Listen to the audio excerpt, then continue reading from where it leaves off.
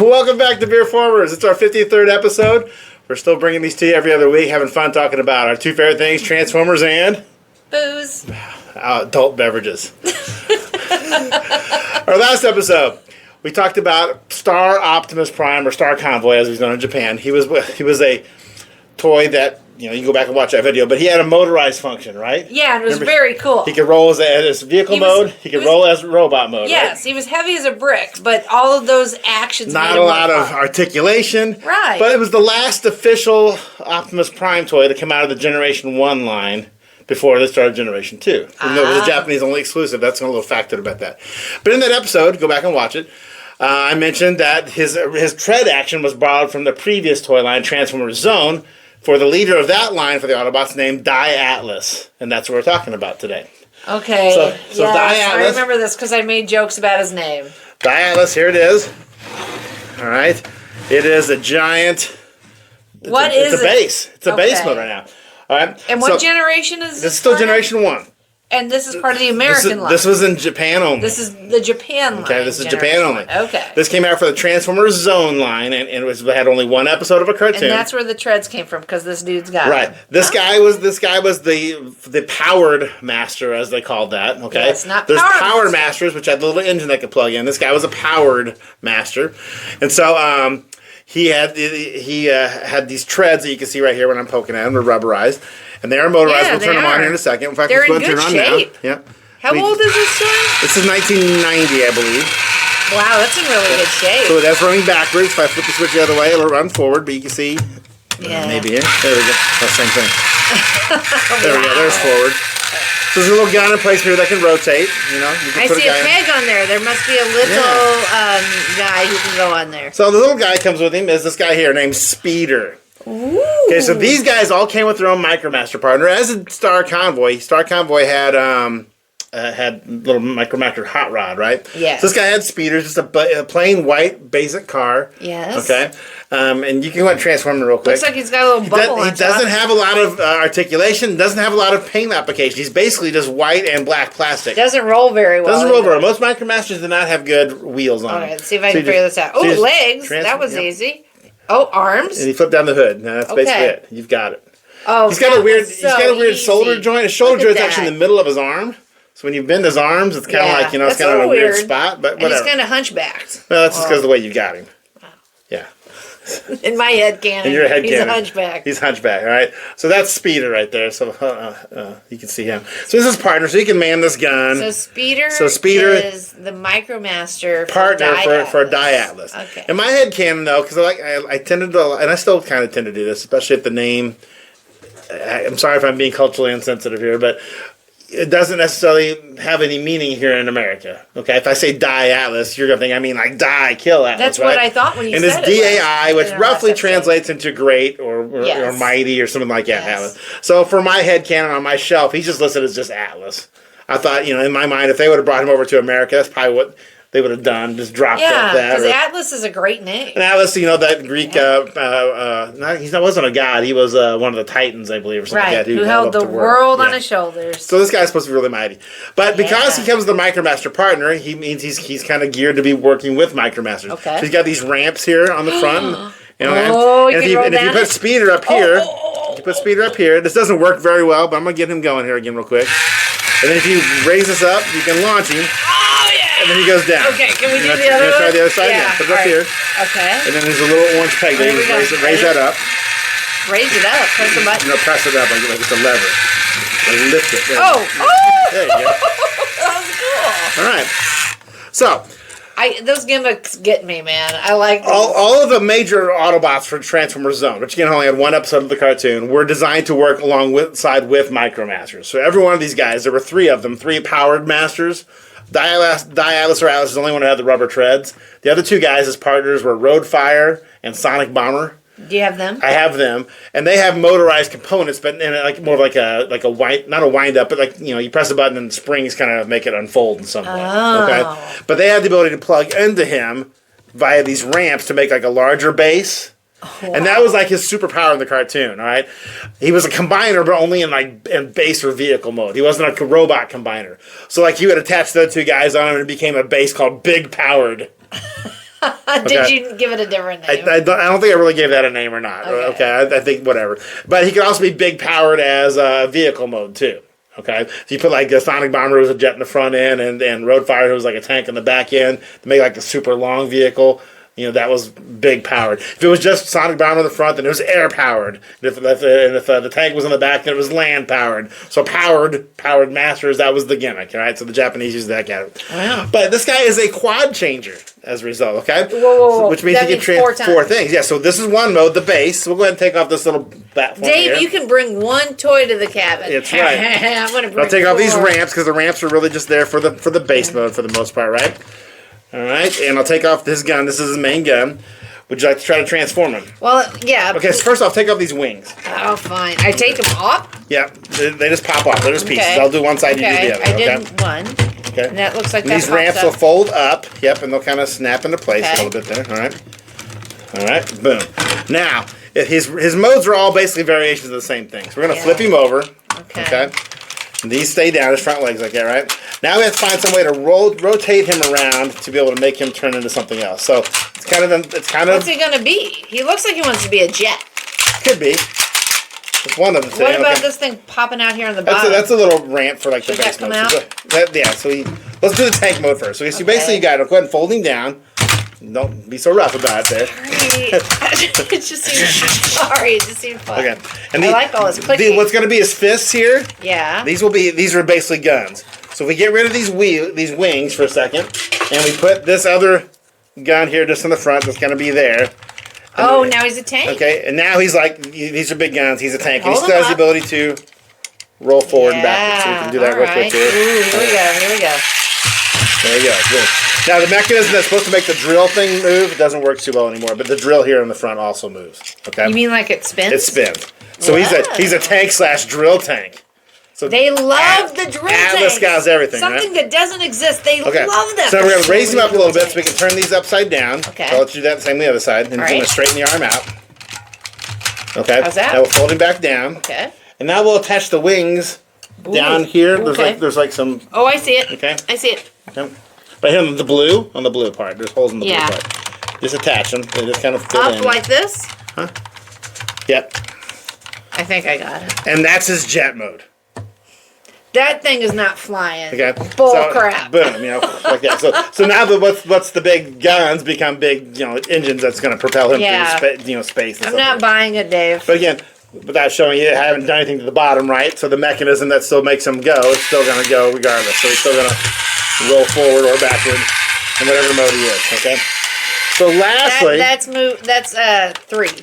that's 3. So base, tank, jet. Now we can turn him into a robot. Okay. So I'll take the things off. So go ahead and basically stand him up. Yep. Okay. You got it. Now here's the hard part here, right? You want to pull his feet out? Pull his feet out. It's got to be his feet, right? His feet kind of come up. Okay. And then Boom. flip up in position. Very good. And he's What got are these things in the back things? here to give him some stability, so those flip backward. Okay. We're talking about these right here. Yeah. All right. Now this comes way down because it's his He has a cod piece. Okay, Great. No, this is not the cod piece. Okay. That's his head. Flip it up. Oh. Woo. Okay. Oh my God! There's his head. So now you got his fists that need to come out. Okay, I could do that. That's easy peasy. So just Lemon slide up. squeezy. And then these wings go on the back of the arms like so. There's these pegs here. Then there's holes in the back. So put those in the back. Alright, There. I think so we I can kind see of do this together here. a Like little bit. this. Yeah. And they're kind of heavy, so they tend to make everything want to pop off, but that's okay. Oh man, come on, Noel. You get it? I should be able to, but I can't see. I'll I get think it I'm lined up blind. for you. I mean, I'm sitting there sliding it around. I can see the holes. There we go. Thank you. Okay, and then this gun goes in his hand. Ooh, okay. Either hand? Either Which hand. one do you like? I tend to make Autobots right-handed because, Okay, and he's an Autobot? he's an Autobot. All right. See the Autobot symbols on his wing? Oh, there it is. Okay. He, in fact, was the leader for the Autobots for this section. The Japanese love to have a new leader for a new cartoon. Okay. So every cartoon they had a new leader. leader. So when they had Headmasters, it became Fortress Maximus. All right, he became the leader of the Autobots. Then for Transformers Victory, for Master Force was next one. Then it was Gen Rai / Power Master Optimus Prime. Then for Victory, it was Star Saber, and then Zone was him, and then for Battlestars, Dai Atlas. For Battlestars, it brought Optimus Prime back as Star Convoy. Now, like Optimus Prime, he still can roll forward like this. And they actually use that in the one episode of the cartoon. He actually used that one point. He's getting ready to fight some guys. So he fires these things up, dirt's flying everywhere, and also starts skating forward and going around and beating them up. That's pretty cool. I got this at the first BotCon we ever went to in 1999 in Minneapolis. Wow. He was sitting in a box for a while. It's not going to come through the camera very well, but this right here, some parts of them are sun faded. He must have sat in a box in the window of the store. I've got to ask you something. Yeah. Why did you buy this? Of all the things that you could buy when you were at that first BotCon. I had the money, the price was right, and it was a Japanese toy, and I had hardly no Japanese toys at that point. That's what sucked you in. Yeah. Do you remember who you bought it from?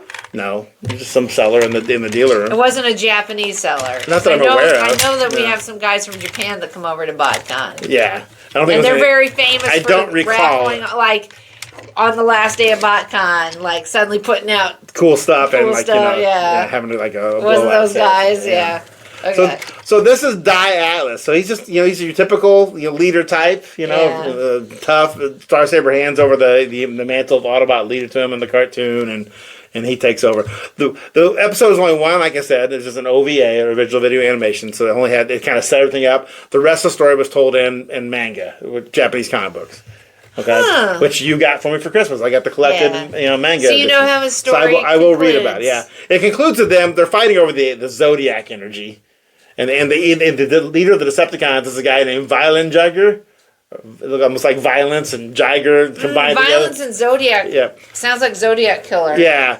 He was kind of weird because he had like 3 faces, almost like a Quintesson, which has 5 faces. But I don't think he necessarily was a Quintesson, but he wasn't like a robot either. He was like organic. So how he became the point of the leader of the Decepticons, that's not clear to me.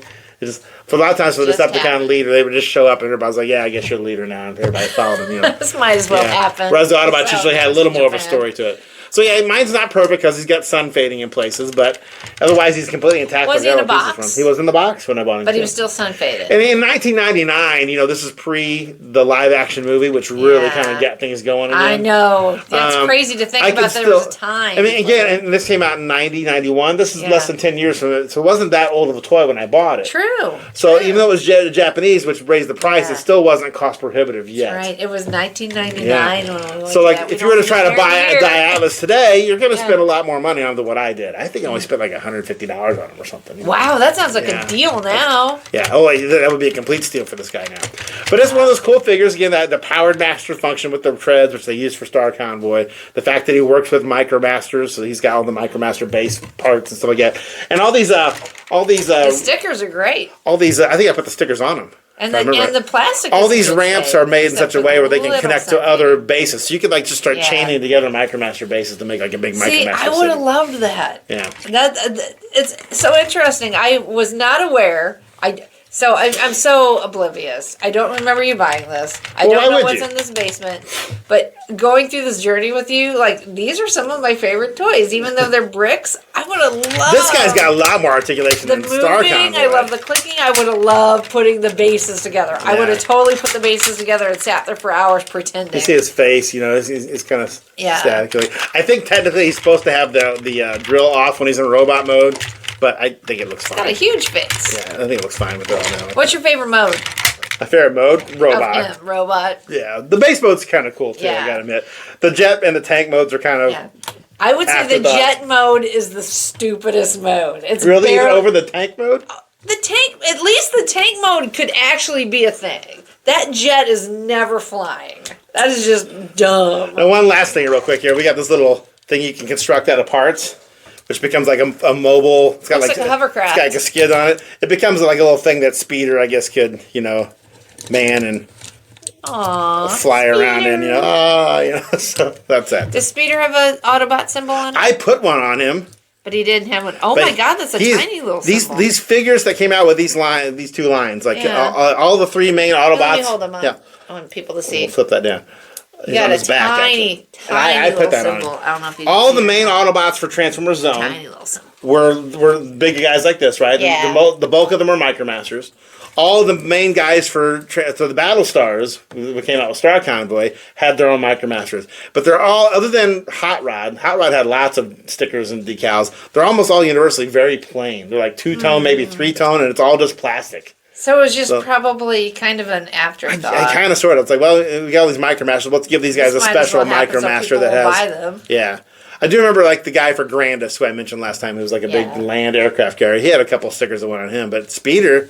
Well, good for you for giving Speeder an Autobot. I gave him a little bit of deco. I'm very proud of you. Ideally, this would all be windshields. That probably would be darker or somehow, whatever. But anyway, so another Japanese exclusive toy that came out in the late Generation 1 line, never brought out here in America. This guy has been remade a few times. Usually it's like they take an existing toy and put it out in kind of blue and orange and say it's Dai Atlas. He's only got one kind of modern remake where they took an existing toy and just added some new parts to it. But they took, and I'll put a picture of it on the screen, they took like a figure from the Power of the Primes line, if memory serves me right. No, I'm sorry, it was during Titan's Return. It was the Headmaster type figure. Every figure that came out in Titan's Return had a Headmaster. And so they took an existing figure and added parts to make it sort of become Dai Atlas. And I can go over and grab it. I should have grabbed it before we started this one. While you're getting the liquor ready, I'll go grab it and we'll show off at the very end. Oh, more Dai Atlas. But they put out all three of the guys for Zone in a box set. It was also a Japanese exclusive. But they were all with modern stylings, and they all three took existing figures. And you have them? I have those too. Jesus Christ. So, how much stuff is in my basement? Every time I ask, he's like, yep, I got it. All right, so what are we talking about beer-wise now? Liquor-wise. Well, it's not beer this week. Atlas real quick. While you're getting that, I'm going to tell you folks about, we're shifting gears now to my favorite part of the program, which is talking about the booze. So, Dave and I had a really cool experience recently. As y'all know, we live in the Midwest. And over in St. Louis, Missouri, there is a distillery called Still 630. And we were able to go on a grain to glass tour. And it was fabulous. So we're going to tell you a little bit about Still 630. I have a little information over here that I'm going to pull up here, but just to give you a little history, I first encountered Still 630 probably about maybe 5 to 7 years ago. I worked at a place where we had a wine and liquor shop in the basement of our building. And I used to go down there. They would have whiskey tastings all the time. And one of the times I was down there was somebody from Still 630 who had a whiskey called Rally Point. And it had a logo with the St. Louis Arch on it. And I was like, ooh, that's cool. Yeah, this logo here. And I tasted the whiskey, and it was incredible. And that was my introduction to Still 630. And what they've done in the St. Louis area since then has been incredible. So you're calling it up. We went on a tour yesterday. Why don't you give your impression of the tour? You can arrange to go on a private tour, and it does cost money. It's not free, but you get samples at the end. And so Noelle signed us up for it. We went on a Saturday. Yeah. And we did their tour. And the building is a former Hardee's. Which they just refurbished it. But so like the tour, you just walk back and forth a couple places, but it was very informative. Our guide's name was? Our guide is Andrew. And Andrew is basically the second in command. So Still 630 was founded by a guy named Dave Weglers. Okay, and this is the story as Andrew conveyed it. Dave was a futures trader up in Chicago. And he did that for about 10 years. Then he met a girl. She was from St. Louis. They decided to get married, and she wanted to move down here so they could start a family. And when he came down here, he thought, I do not want to go back and work in a cubicle anymore. He found out by doing different research that the state of Missouri happens to have very open distilling laws. It's one of the best places to be a home distiller. And so he decided he wanted to learn everything he could about distilling. He learned the craft by working with and talking with people who knew what they were doing. He had a small pot still that was forged by a craftsman down in the Boot Hill of Missouri, which they have on display in their space. And in 2011, he started officially distilling what has now became Still 630. Still has the S and the L that are capital S and L that are supposed to represent St. Louis. And then 630 represented a number of things. It was the date that they were officially founded. It is the serial number. It's a serial number on their still. The main still they have now. Yeah. And it's the height and width, which it happens to be the same number. Fun fact of the arch of the St. Louis Arch. So 630 feet tall, 630 feet wide. But from Rally Point, they have created, oh my gosh, so many different kinds of spirits. They say they're all about indomitable spirits. Is that the right word? Okay. Yep. Currently, the spirits that they have that they're working on are some gins, an apple brandy, ryes, and a variety of bourbons. But they're always experimenting. In fact, they've just closed they've just closed what they called their experimental series. They did 99 of them. Around the entire perimeter is a library. You'll see the pictures. Botanicals and different blends that they've tried. And stuff. Yeah, they always put it on like a little bottle on the shelf so they can always go back to it later. Always about experimenting. And something that was really cool that they do is you can create your own barrel. Yeah. They have a program for that. Yeah. You create the you help them create the mash bill. Yeah. They'll distill it, they'll put it in the barrel. They'll distill as long as you wish. They age it, they put your image on the barrel, they bottle it. Help design a label too if you want to. Yeah. So, but anyway, now that's not cheap, but they'll do it. No. And it's really cool sounding, But Andrew was also the guy who gave us the tour. He was just a guy who loved bourbon, and he was in IT.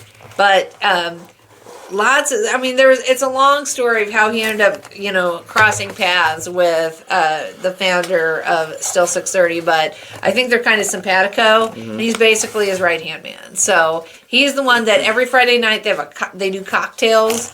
Andrew is like their main cocktail creator, and he does these tours on the weekend. He said he worked in managing bars and stuff like that. He sells their products around the United States, and you can get it in almost every state. They're distributing to almost every state now. If you go to their website, you will see it's easier to say the number of states they don't distribute to as opposed to the ones that they do, which is super cool, and it's all happening. It's very small batch. But one of the things that they said that sets them apart is they use really good water to start with. St. Louis City water is really good because of Anheuser-Busch being here. They push for that water to be good, so they have really good water to start with. So they just use regular. They're not like getting it from like a artisanal tap or artesian well. It's just St. Louis City water, but it's really good water because of AB being here. And their flagship their flagship product is a rye. It's called Rally Point, and it's 90% rye, 10% barley. But like we said, they've branched out into so many other things. And when we went on the tour, the first thing they showed us was their fermenter. They have a 500-gallon fermenter. Then when they go to the distilling process, they put it into a dimple jacket. And then he talked a little bit about after you distill and you get your low wines. He talked about how you have to look for the heads, the tails, and the heads, the hearts, and the tails. Yes. And they check the heads. Is the bad alcohol that comes off first. They check that by smell. You don't want that. That'll kill you. Yeah. Hearts is what you want for creating your product. That's your ethanol, basically. Yeah.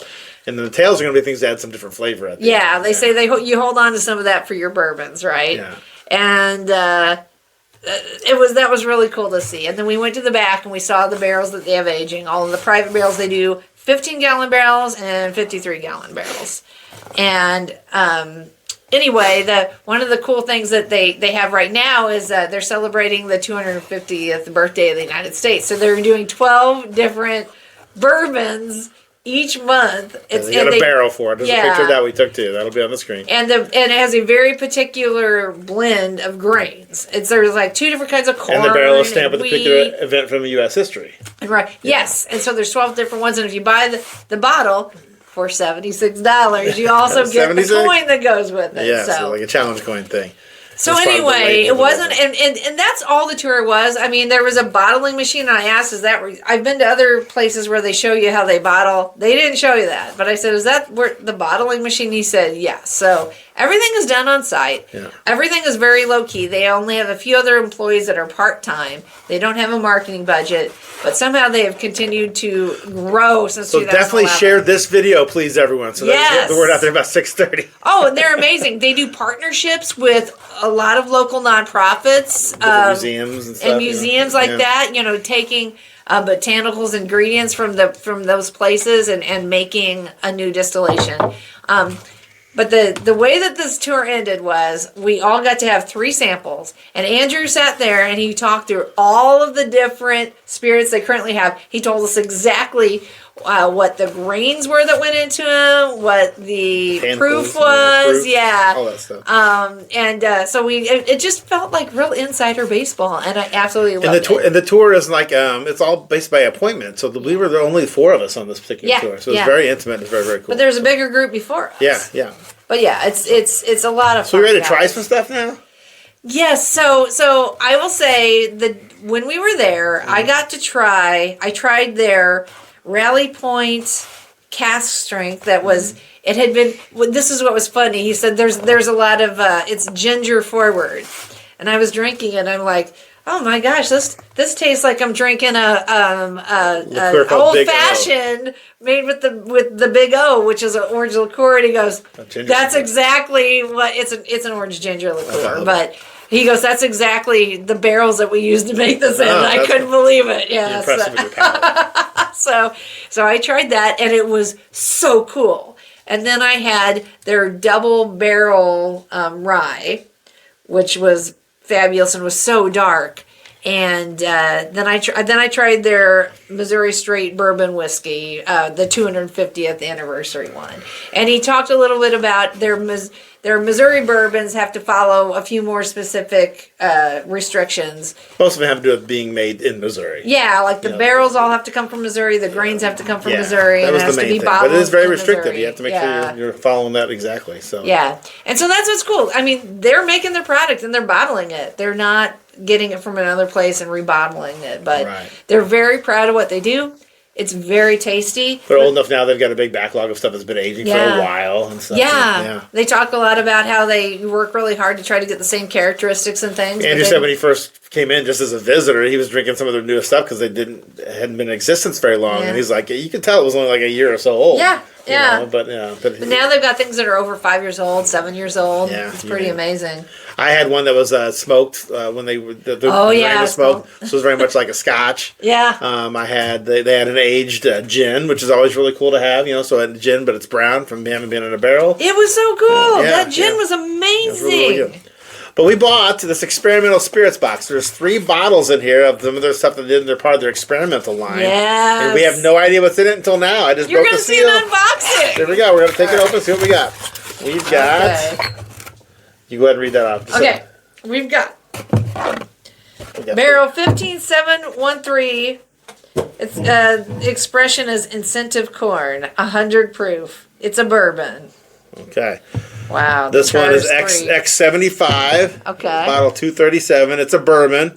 It says it is a peated bourbon. Oh, we should do that one last. And the last one here is one we haven't talked about here. This is an X85 experimental. It's a whiskey, just regular labeled whiskey. It's a rye and I would. A Woods SMB, whatever that stands. Holy crap. Okay, put that one first. So again, just basic labeling here on this one because they're experimental. That one goes here. We're going to go in this order. This order here. Yeah. All right, so we're going to try the one here. It's just labeled as a whiskey. We should do the peated one last. Now, the smoked bourbon that you had, they said it was the most like a Scotch, and it was. And it was really good. If you like the Eiley type stuff, it's very heavily smoked, which is not my favorite, but Noelle, your favorite. It was, and it was good. And they have... probably the thing that was one of the first things they did that they still make. It's called Big Jake. It's an unaged whiskey, but they put I don't know if they put coffee in it or if they age it. It's coffee Big Jake infused. They run when they're bottling it. I think is basically. Don't correct me if I'm wrong if I get this wrong. But basically, they run it through coffee beans, like cold brew. Yes, that's right. Run it through coffee beans. So he said, if you don't like coffee, don't drink this. But But God, I got to taste that. It was good. Andrew was so fun. Yeah. And Dave made a dad joke and made him laugh, which was kind of. I laughed at his dad joke too. He goes, "This will help raise your spirits." He's talking about literally raising the spirits. And I go, "Yeah, see what you did there." It was totally worth the hour of time that we spent there. And okay, so this smells very corny. This is rye and A-Wood SMB. SMB could stand for anything. I don't know. Yeah, but just plain regular, labeled as a regular whiskey, but it is really good. Oh, it's good. There's not a lot of burn on that. No, it's very pretty mild. Smooth. Yeah, very smooth. Yeah, it smells very corny, but doesn't taste like it. Now the next one is the one labeled a bourbon. It's an incentive corn, whatever that means. Incentive is in air quotes. Oh, the bouquet that it leaves in your mouth afterwards. That mouth feels amazing. Another thing that was cool is he talked.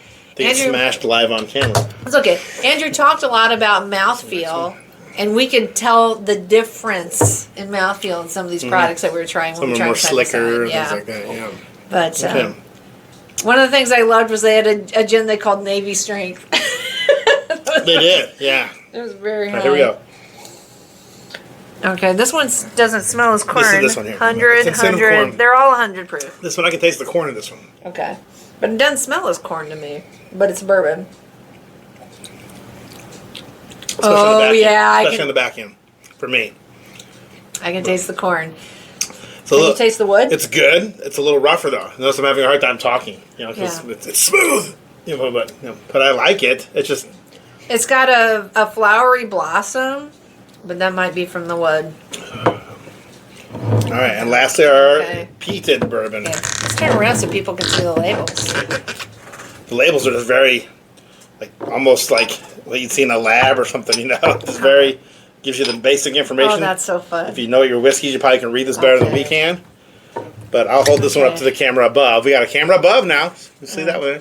So you can see what's on it. They all look basically the same color. You got the barrel numbers, how much char there is. So they were probably all aged. They're all char 3. They're aged. This one is 24 months. This was the first one. This one was 28.25 months. This one was 23 months. I can't tell much of a difference in the color. Finish also says NA, except for this one here it has 100%, whatever that means. Unless the 100% is supposed to go with the incentive corn, I don't know. Let's put them right by each other. No, I really can't. Can you tell? I cannot. They look the same. This one looks a little darker to me than the other one. Really? Yeah. Oh, okay. I can see that. This one's got some stuff in it. That. This one's got floaters. Ooh. So this is probably a little cork or a little bit of stuff in there. Who knows? No, it's probably from the peating. From the peating? Okay. This smells like caramel. Just smelling it. That's a good peat.